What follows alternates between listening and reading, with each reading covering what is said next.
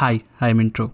Ember is a front-end framework for building ambitious web applications. It uses the MVC pattern to serve data to view templates that updates automatically as the underlying data changes. The model view controller MVC is an architectural pattern that separates an application into three main logical components. One is the model and the view and the controller.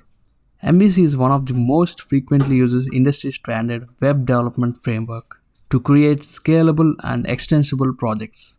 Ember's components allow you to create your own application-specific HTML tags to use on your view templates.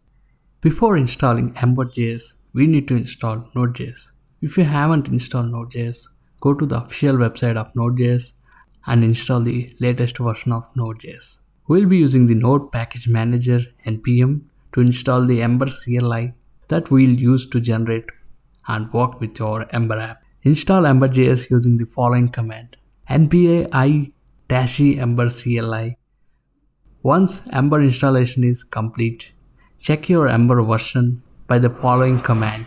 You should see an output similar to this. Let's scaffold a new Ember application to generate the starter code from our Hello World application. The Ember new command generates a lot of scaffold code, installs all necessary dependencies, and initializes a Git repository in the project folder. Once installation is done, change directory to the Hello World folder. Now let's fire up the local server and see what we got from the application scaffold. Now run the following generator command to create a route. It will install a router file, a template file, and a test file. Let's create a route file index and add the following code. This will render our Hello World template when we visit localhost 4200. Now we can see our Hello World using EmberJS.